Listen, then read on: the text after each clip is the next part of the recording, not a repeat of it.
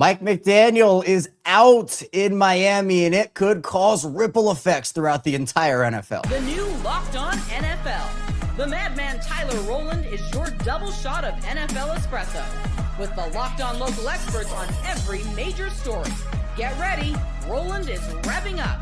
The new Locked On NFL starts now. Locked On Podcast Network. Your team every day.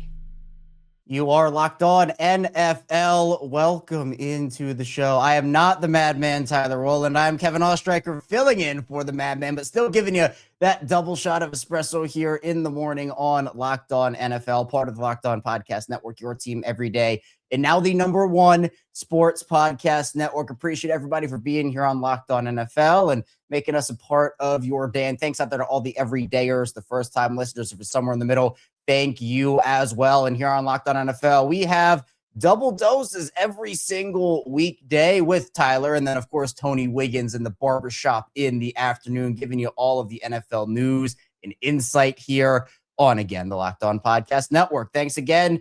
And today's episode of Locked On NFL is brought to you by FanDuel. Before tip-off, check the FanDuel app and see what's dropping during NBA Happy Hour every Friday from 6 to 7:30 p.m. Eastern. Here with us on this Friday before the playoffs begin, wild card weekend. It is Nick Cattles over at Locked On Patriots. And Nick, these are like almost like dueling league storylines at this point. You got the head coach battle over here. You got the playoffs about to begin over here. It is crazy right now in the NFL. Yeah, it's absolutely bananas. And I'm on the road. If people can't tell, if you're watching on YouTube, you can definitely tell. I'm on the road for my brother's 50th birthday. And of course, my brother had to be born, at a time when you finish up the regular season and you get ready for the wild card round. So I've been on the road an awful lot over the past couple of days, just on my phone constantly, late at night, checking, getting up in the morning, checking Twitter, just making sure if I missed something, because there is a lot of stuff flying around, Kev. It is everywhere. And happy birthday to your brother, by the way. But look, there's a lot going on, and I feel like with every passing hour, there are like 3 more pieces of news that come out. And on Thursday, we got a big piece of news with the firing of Mike McDaniel in Miami. Nick, you cover the Patriots. Your team played the Dolphins twice a year, and that was something where everybody thought, okay, when the Patriots and that whole thing ends, the Bills had their chance. But now people were thinking, okay, maybe with Mike McDaniel and Tua and Tyreek Hill and all, the Dolphins could make some noise. And it just never really got to that point where they were serious contenders. Was this the right move for Miami to make, in your opinion? It depends. You love that answer? Sitting squarely on the fence for you, Kevin. That's how we come out with a bang. Yeah. No, it depends. It depends on who they replace him with, right? If you replace him with an upgrade, then it makes sense. If you're replacing him with a newbie, it doesn't make as much sense, which brings me to this was done with a purpose. We all know it was done with a purpose. Look, if you look at the timing of this thing, Kevin, you went from hearing that Mike McDaniel was going to have a heavy hand in the GM search to being fired 3 days later. I don't think that just happens out of nowhere. Either 2 things happen, either 2 reasons for that.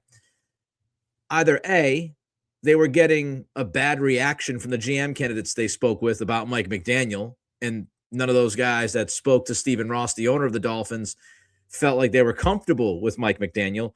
Or B, John Harbaugh was fired. And I just have to believe it was the fact that John Harbaugh was fired. If you look at the timing, Kevin, it just makes sense. Mike McDaniel comes out on Monday and says he's going to have a say and be part of the GM process. Then you have a request from the Dolphins to speak to Chargers assistant GM Chad Alexander, who is a friend of the Harbaugh family, obviously working with Jim Harbaugh out there in L.A. On the same day, John Harbaugh gets fired by Baltimore. You know all about that. And then Harbaugh comes out in the last 24 hours and says, you know what? I'm not really in a rush. I'm going to take my time over the weekend, which to me, I said, does that mean he's looking at a playoff team? One of these teams loses this weekend. Could he go there? Now I think it was because of Miami. I think John Harbaugh was waiting for Miami to pull the trigger, this news to get out. Stephen Ross, the owner of the Dolphins, is a Michigan booster. I just have to believe that Jim Harbaugh is happy enough to tell Chad Alexander, hey, man, go to Miami, tag team with my brother, and have a fun time down there in South Florida. Yeah, John Harbaugh. That name sounds vaguely familiar. I don't know. I don't know. John Harbaugh. That sounds so familiar. No, but I mean, it's true. I mean, John Harbaugh has completely shaken up the league to the point where, yes, teams are now firing their coaches probably for the chance just to interview him. And so there are going to be a lot of other implications of this. Kyle Krabs of Locked On Dolphins, he reacted to the Mike McDaniel firing and what it could mean for this Miami team. Mike McDaniel is out of the head coach of the Miami Dolphins after 4 seasons and a 35-33 record. Mike McDaniel took to the podium on Monday with his status very much up in the air and inferred at the time that he was going to be a part of the process of finding a new general manager for the team. But owner Stephen Ross, after meeting with Mike early in the week and reconvening later in the week, has different plans. He, for the first time in his tenure as the owner of the organization, is going to be wiping the slate completely clean, opting for a full reset instead of trying to pair a general manager with Mike McDaniel. I think that's the right call. This Dolphins organization needs fresh minds in place to get out of the toxic cycle they've been stuck in for almost the entirety of Ross's tenure. This opens the door for that to happen and brings sweeping change to the Dolphins. And here in Baltimore, Nick, going through the John Harbaugh situation, I think it's the correct move. If things aren't going the way that you want, or if the direction seems stale, make those sweeping changes. And even if you're wrong, I think it's better than continuing to go back to that well. But at the same time, I think for Miami, there are a lot of other questions that they have to answer. To where if John Harbaugh was put in place there, you'd have a lot of other conversations, because there have been reports and rumors about how, yes, John Harbaugh maybe does want a little bit of a say in, what they do personnel wise, or a say in the GM. And some teams who have fired their coaches are not going to move off of their GM. So it might take a very specific team, a very specific situation that John Harbaugh, or maybe another, the playoffs, like you mentioned, maybe there's a coach or two that gets fired in the playoffs that maybe wants to go somewhere else, or the team moves on. There's still a lot of unknowns here with this entire situation, not just for Miami, but for the entire league. Yeah, look, I think Miami is doing the right thing. I don't like the idea of having a GM be forced on a head coach, or a head coach being forced on a GM. That thing needs to be a union, right, Kevin? So I think it makes sense if you get rid of Chris Greer, which you did, just get rid of Mike McDaniel, but you got to make sure you got the upgrade, as I mentioned earlier, which brings me to this.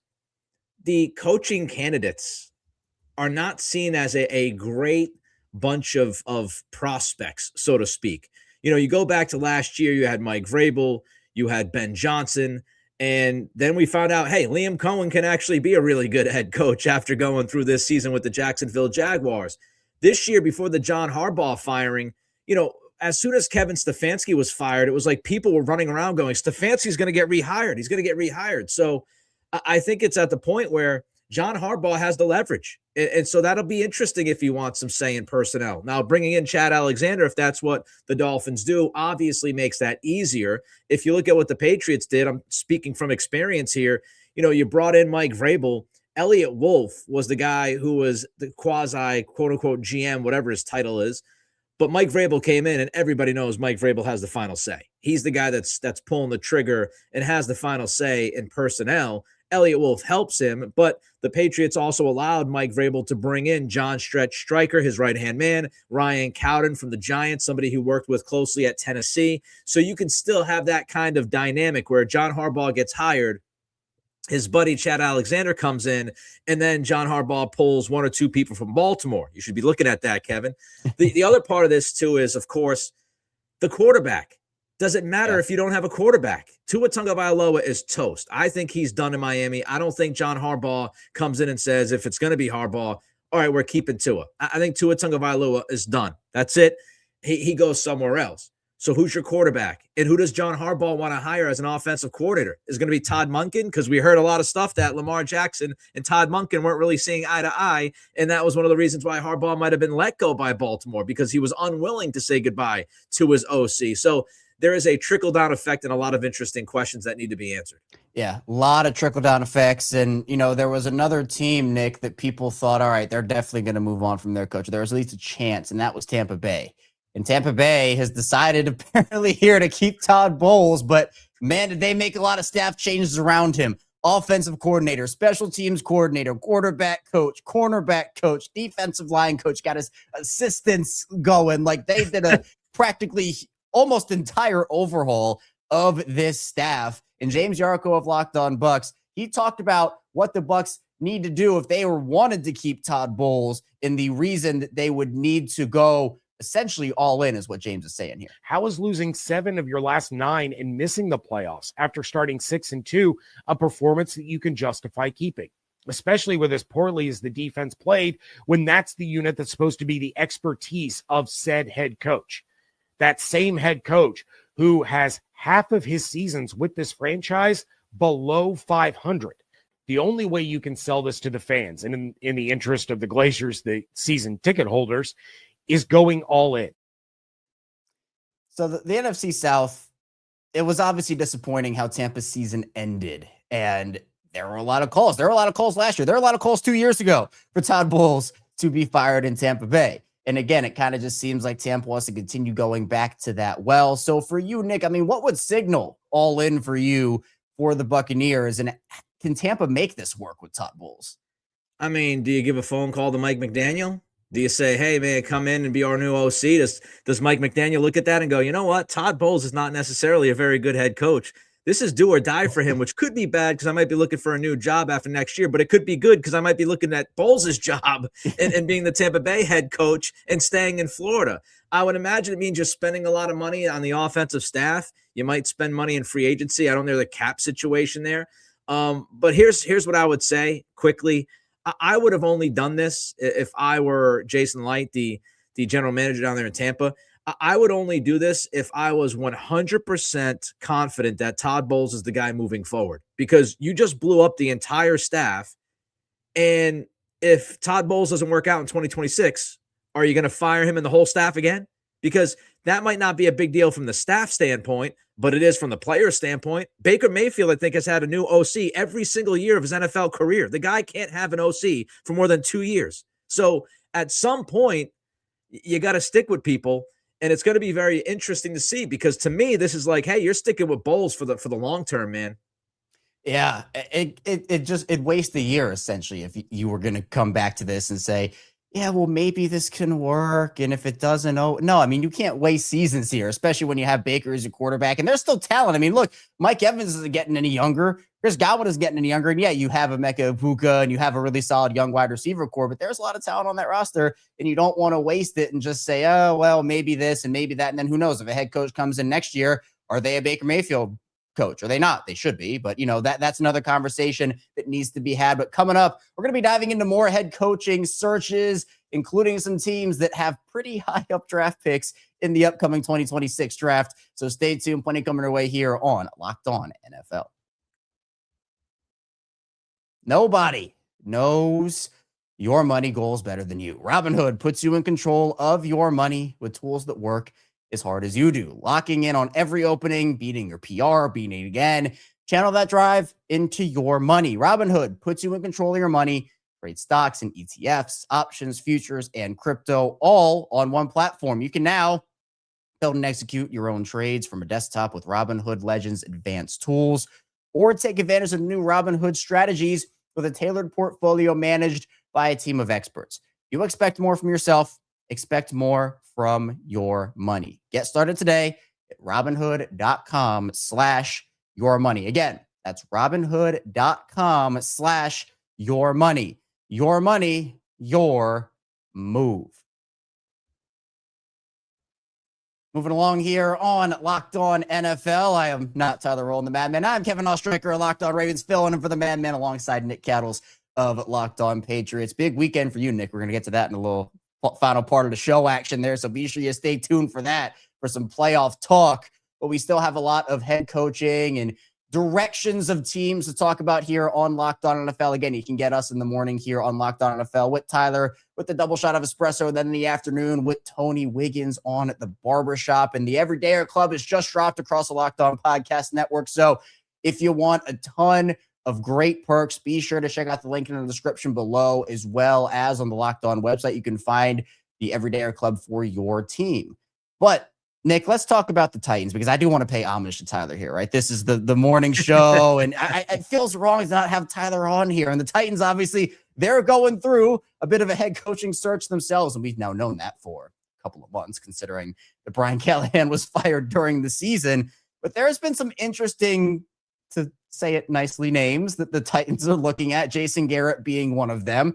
But again, like we've talked about, John Harbaugh has completely flipped this head coaching cycle upside down. You know, it seems like teams are stumbling over each other to try to get at least a chance to get John Harbaugh in their building. And so Tyler, he talked about over on Locked On Titans, the possibility of John Harbaugh, Titans head coaching search, and what it would mean for John Harbaugh to be in Tennessee and what the Titans should do there. Massive news, Titans fans. A new head coach candidate has emerged on the market. John Harbaugh has been fired by the Baltimore Ravens. I think it's absolutely insane to fire a coach the quality of John Harbaugh, especially in the situation the Ravens are in. The likelihood that they find a better head coach, very, very low. But let their loss be the Tennessee Titans' gain. John Harbaugh immediately over Kevin Stefanski, over Mike McCarthy, over Cliff Kingsbury, over Robert Saleh, over Chris Shula, over all of those folks, all of those names.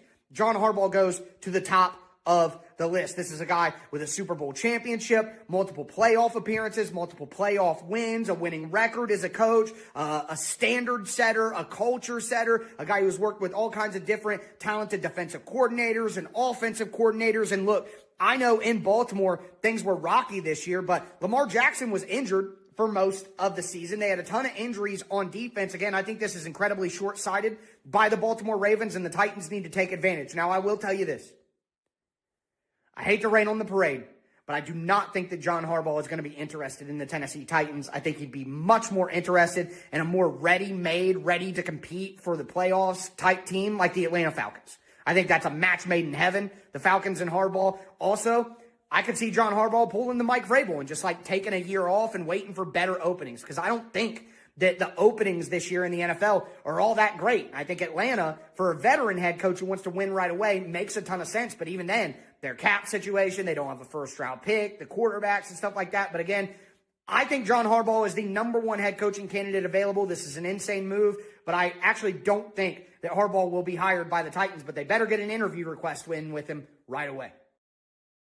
You know, Nick, this reminds me of when I covered the Lamar Jackson extension back in 2023. It was like 4 straight months of shows around Lamar Jackson. I feel like that's in my future with John Harbaugh, with how crazy this entire situation is. But I mean, I do agree with Tyler. We're like, look, I think that John Harbaugh should be at the top of a lot of teams' lists this offseason, including Tennessee. But how realistic is it that he actually chooses a job like Tennessee? We heard from Diana Rossini that on Thursday, the Titans have interview requests out for 3 more candidates. Jeff Hafley in Green Bay, the D coordinator there. Arthur Smith, which sounds a little familiar in Tennessee, the Steelers offensive coordinator. And then also Robert Saleh, the 49ers defensive coordinator. Again, they're casting a wide net, and I mean a wide net with the whole Jason Garrett thing. But this Tennessee team, we saw some flashes from Cam Ward. We saw them play better football towards the end of this season compared to what they were doing earlier in the year. I think this is a job that might be a little underrated, but am I crazy in thinking that, Nick, or am I onto something? I think you might be slightly crazy, not totally crazy. No, but when you're looking at this roster, the number one guy, you mentioned him a couple times, is Cam Ward. So if you're Tennessee, do you want to bring in somebody who's defensive minded? You brought up Jeff Hafley, you brought up Robert Saleh. Do you want to go that route? Or do you want to go with a young offensive mind coach who can help develop Cam Ward, support Cam Ward, and make sure you get the most out of your young quarterback who you want to be the franchise for the next 10 to 15 years? You know, it's fascinating because, again, I'll bring up the Patriots. They had Drake May and this decision to make. Do you go with, a younger offensive guy? They spoke with Ben Johnson, but they went with Mike Vrabel, who was a defensive guy. But Mike Vrabel in his back pocket had Josh McDaniels, which I thought changed the math significantly. So if you bring in Robert Saleh, where did Robert Saleh coach? San Francisco. And I hate to bring up his name again, but where does Mike McDaniel okay. So you're saying that if the Tennessee Titans can hire Robert Saleh and Mike McDaniel is now available, if Mike McDaniel doesn't get a head coaching gig, could we see Saleh, McDaniel in Tennessee? That'd be a pretty fascinating, intriguing combination defensively and offensively. You just wonder, though. You want somebody with Cam Ward for at least a couple of years, right? And if you brought Mike McDaniel in, is that just an audition for his next head coaching gig? He might be gone in a year, which was why Josh McDaniels was a very sexy pick to me, because nobody in the NFL wants to touch that guy as a head coach again. He failed too badly. So, what do you do offensively? That's the question if you bring in one of those guys. So is it Arthur Smith? The interesting thing about Arthur Smith is he coached under Mike Vrabel, and he and Mike Vrabel are pretty good friends. Would Arthur Smith feel comfortable going to Tennessee with the ownership and that rift between Mike Vrabel and ownership? Does Arthur Smith care? I don't know, man. But good luck to Tennessee. All I could say is don't hire Jason Garrett. I was going to say that. That's the one name. And I feel it's just there's always that one coach every cycle where it's just like, why is this guy getting thrown back in these conversations? But Tennessee's a really intriguing situation for me. I think, Nick, also the Raiders are really intriguing. Now, they have the number 1 pick. They have some room to operate. Now, I'm going to be intrigued to see how they handle their head coaching search and what happens. Clearly, Pete Carroll was not the right man for that job, and it was a disaster. You have some key building blocks. Ashton Genty and Brock Bowers are there, but there's a lot of work to be done. And Q over at Locked On Raiders, your boy Q, he talked about this Raiders team and what could be next for them with, I think, even some more changes coming down the pipeline. Where General Manager John Spytek will lead all football operations in close collaboration with Tom Brady, including the search for the club's next head coach. Together, they'll guide football decisions with a shared focus on leadership, culture, and alignment within the organization's long-term vision and goals. That's what stood out to me the most from Mark Davis. And the reason that stood out to me is, one, it gave Tom Brady a role that we weren't sure what it was. Do you know that guy, Nick? Tom Brady? Is that ring a bell? Does that ring a bell? Kind of aware of him, yeah. Yeah, just like me and John Harbaugh, right? It's just you might know of him, but yeah, I think in Las Vegas there are a lot of decisions that need to be made. It feels like Max Crosby's on the way out there, and he should be one of your building blocks, but that relationship is apparently soured based off what happened this season. They're gonna have to get this hire right because, again, you don't just want to be in this cycle of we're back in the head coaching pool every 1, 2, 3 years. What's your take on Las Vegas right now and where they are? I would blow it up. I mean, I would be looking at moving Max Crosby, actually. Get the picks back, man. You're not going to contend in the next year or two. You can pick the young quarterback if you love one of these quarterbacks. My biggest question here is Tom Brady. Is Brady going to move to Vegas? And I know he's got family stuff, the custody thing and all that. He wants to live in Florida. He's doing the weekend gig for Fox Sports. But honestly, man, if Tom Brady is going to be the type of voice in this organization that it sounds like he's going to be, then you can't have Zoom meetings 24 hours a day. You can't be, you got to be in the building, Kevin. I believe you've got to be in the building to have a grasp of what the football team truly is. And if Tom's going to do the job from thousands of miles away, I don't love that if I'm a Raiders fan. I want him fully invested. I want his tookus, or I'll call it the tuk-tuk. I want his tuk-tuk in Vegas, in hot Vegas, in a pool, but at least within a few miles of the facility, not thousands of miles away. I'd be looking at young offensive names. Again, the idea of you're bringing in a young quarterback, most likely. Give that guy a head coach that he can grow and develop with. Thomas Brown in New England is interesting. Of course, he has a history with Sean McVay. And he has been coaching with Josh McDaniels, who we know is close to Tom Brady. So that's an interesting name, but we'll see what happens, man. Vegas, they got to figure a lot of bigger stuff out. Yeah, it's been the journey there for many seasons. And I know the fan base is tired of it. And, in a cycle where there are a lot of kind of just like meh candidates. There are some good ones, but again, there's no like Ben Johnson or Mike McDaniel or anything like that. They're going to have to pull something out of a hat here, rabbit out of a hat to make this thing work in Las Vegas. But they have the number 1 overall picks. Like you said, if you fall in love with the quarterback enough, take that guy and let the chips fall as they may. But coming up, there's still playoffs. The playoffs are still happening. This isn't just all about the head coaching search. So we're going to talk about a couple of key matchups that I think are really intriguing. So stay tuned. Plenty coming up on Locked On NFL. First, this show is brought to you by FanDuel. And the wild card round, it's here. And FanDuel is officially in playoff mode. Every game day during the NFL playoffs, FanDuel's giving customers even more ways to get in on the action because right now, every playoff game day, FanDuel users get a profit boost pack waiting for them inside the app. Each game day, you'll see a pack loaded with multiple profit boosts you can apply to the bets you like most. You open your profit boost pack first thing on game day and see what boosts you want to apply. The boosts let you lean into your game day instincts, whether you're back in momentum, defense, quarterback play, coaching, whatever you want there. And the boosts give you more juice on the bets you already like instead of forcing you to bet something new.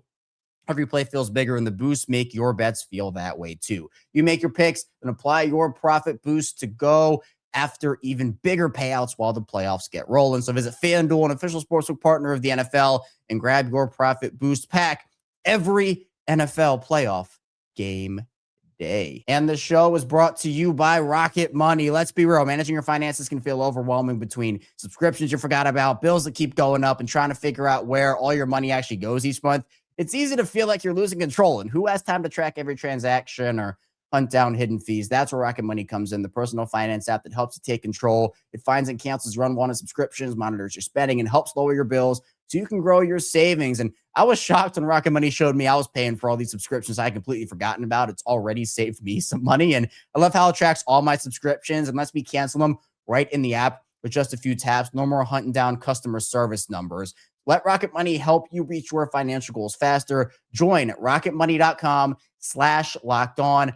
That's rocketmoney.com/lockedon. rocketmoney.com/lockedon. Continuing on here on Locked On NFL, Kevin Oestreicher, Nick Cattles, we're still here with you. We've talked a lot of head coach search. Let's get into the postseason, why don't we? Some big games coming up on Saturday, Sunday, Monday. In the future, Nick, we might have a game every single day of the week, the rate that this is going. There's just so much. I mean, look, and coming from someone whose team played a game on a Wednesday afternoon during the COVID season, I mean, I'm used to it, so you might as well just put a game every single day of the week. But we're gonna have a lot of content over on Locked On Podcast Network throughout all the playoffs. So be sure to check out all of the teams and all of our shows for all of the insight that you need. But Nick, I want to start off with a matchup in the AFC, the Buffalo Bills and the Jacksonville Jaguars. Now, right now, the Bills are 1.5-point favorites on the road against the AFC South champions. Jacksonville has looked like a wagon this season. Meanwhile, Buffalo, they have Josh Allen, but there are some questions about the defense and some other things. Now, whenever you have Josh Allen, you do have a chance, but Joe Marino of Locked On Bills, he talked about a key weapon that Buffalo has to utilize in order to have a chance to win this game. Season, Dalton Kincaid, when he's been available, is having a great season. Well, the whole point of what the Bills have done with Dalton Kincaid over the last several weeks is making sure that he's optimized for this moment. We know that this Bills offense is different with him on the field. I think I saw the splits. Like, the Bills are averaging 32 points per game with Dalton Kincaid and 21 without him. You know, it's pretty telling. And you watch the Bills, you know that Dalton Kincaid's the best pass catcher they have. Well, this is what you've been doing. You've been posturing for this moment. You've had him on a snap count here late in the season. He's rested. You gotta unleash him. The Bills are the last superstar quarterback standing team in the AFC. You know, Lamar Jackson's not in the playoffs. Patrick Mahomes, Joe Burrow, all those guys are out. And I'm talking about veterans. Obviously, Drake May's turned into a superstar. Bo Nix looks great. I know who I'm talking to here, Nick. Though I know Drake May is up next here. But about these quarterbacks that have been in playoff moments, you know, Mahomes winning Super Bowls, Burrow going to them. Lamar and Josh Allen have been the two that haven't been able to get over that hump. And, you know, Josh doesn't have to deal with a Lamar or Mahomes or Burrow this playoff run. There are a lot of young teams looking to prove themselves, a lot of up-and-coming teams looking to prove themselves. And the Bills are that team who can say, yeah, we've gone up against Mahomes in a couple of AFC championship games, and we've fallen short. And so for them, I'm sure they view this as a big opportunity to get over that hump. But do you think Buffalo is good enough to this season with some of the questions they've faced, some of the inconsistencies? We know that, Nick, that run game is unreal with James Cook and the offensive line that they have. But, you know, Josh Allen seems a little banged up right now. As Joe mentioned, Dalton Kincaid's a huge pass catcher on that team. But outside of him and Khalil Shakir, they're struggling in that department. So what's your take on the Bills? Do you think they have it in them to make a big run this postseason? Yeah, I think they absolutely could make a deep playoff run. They've got Josh Allen, right? He's always capable of putting that cape on and saving the Buffalo Bills. Took us. Second time I use that now. I'll cut it now. But yeah, absolutely. They could make a deep run. But I actually like Jacksonville. I think Jacksonville is going to be able to run the football against this Buffalo defense. I think at home, they find a way, and I can't believe I'm saying it, but I do think Josh Allen and the Buffalo Bills, they go home after the wild card round. Yeah. And that potentially, Nick, if that happens, could spark change in Buffalo. Do you think they'd move on from Sean McDermott if that was the case? It's a great question. I don't think so. I think McDermott would get another year, but it would be an interesting time, Kevin, because, you're moving into a new stadium. Maybe you want that new feel. Would you just promote Joe Brady so you could still have Josh Allen's guy kind of around Josh Allen? And if you're going to pull the plug, like we've talked about in this episode, if you're going to pull the plug on Sean McDermott, do you have somebody who's going to be better than Sean McDermott? That you've got to make sure you feel pretty confident that's the case. Yeah, 100%. And again, maybe the John Harbaugh frenzy that's taken over the NFL, could that get to Buffalo? I don't know, but there are a lot of different situations, but I definitely know it'd be disappointing for Buffalo if Josh Allen and the Bills were to go home. But man, that Jacksonville team is really, really good. Now, the Patriots, Nick, they're playing this weekend. They got the Chargers at home. I know, breaking news. I'm glad I could break it to you. Now, the Patriots are favored at home by 3.5 points over on FanDuel. The Chargers have been a scrappy team this season. They've overcome some injuries. Justin Herbert's been playing banged up. But, man, that Patriots team, especially late in the year, they've been dealing with some defensive injuries. Moton Williams, Robert Spillane, and a couple of other guys who have been not close to 100%. Harold Landry being one of those guys. But we know how Drake May has played this year. Stephon Diggs has stepped up. Ramondre Stevenson and Travion Henderson is a duo. You're getting some reinforcements, and some reinforcements already arrived for New England. I mean, how do you like the matchup with the Chargers in this game, and what to you is the Patriots ceiling? I think in the AFC, you can say pretty much any team can make a run. Honestly, maybe you don't feel as good about Pittsburgh because they kind of limped their way in, and thanks to Tyler Loop, sorry, Kevin, sorry. Yeah. Well, too soon. It's okay. They should not even be in if Tyler Loop made the kick. Right. But so when you look around the AFC, though, I'd say it's wide open, right? And that's not just coming from the New England point of view. That should be every team's feeling going into this thing. Like, honestly, is there one team aside from maybe Pittsburgh that if they got to the Super Bowl, you'd be surprised? I honestly don't think so. Like, if Denver made it, I'd say, well, yeah, their defense. If Jacksonville made it, well, they were super hot. If the Chargers make it, you say, well, Justin Herbert found his way in the postseason, and Jim Harbaugh is a really good coach. I mean, you can go up and down the line, every AFC team. So I think the Patriots have an absolute chance. They have a chance to make a run to the Super Bowl. Would I put my life on it? No, of course not. Because, again, the AFC, I think, is just so wide open. I don't think it's out of question that the Patriots could lose this game on Sunday night. But I think they win it. And I think they win it because they're at home. And I think they win it because they're able to run the football a little bit out of 6 offensive lineman packages. Yeah, and I think, Justin Herbert's done an awesome job this year. But at some point, that offensive line is going to be the death knell. And I feel like that's going to be the difference on Sunday night. And the Patriots do just enough to win. Would I be surprised if they lose? Of course not. Yeah. To me, it all starts up front, Nick, and I feel like that Chargers team has just dealt with so many injuries up there. I think that will be the straw that breaks the camel's back here. And I'm not just saying this because I'm talking to you. You can pull the receipts back from a month ago, but the Patriots are my AFC favorite, and I've said that for the better part of a month or two now. I think that team is really good, but like you said, any team in this AFC not named the Steelers could make a run at it, and I'm really excited to see how it all plays out because it'll have a lot of implications for how this conference is looked at over the next couple of years, especially knowing that you are going to have some teams that missed the postseason this year. They're going to try to be back for a vengeance after the year begins next season. But Nick, I appreciate you. Thanks so much for hopping on here on Locked On NFL. And thank you for watching and listening to Locked On NFL, whether you're with us in video form or audio form. Again, we have NFL content for you 5 days a week, twice per day in the morning with Tyler Rowland, the madman. Well, I'm not, but we, of course, paid homage to Tyler today. And also, we have Tony Wiggins in the afternoon with the Barbershop. So be sure you stay tuned here on Locked On NFL for all of your NFL content. And we'll see you right back here soon on Locked On NFL.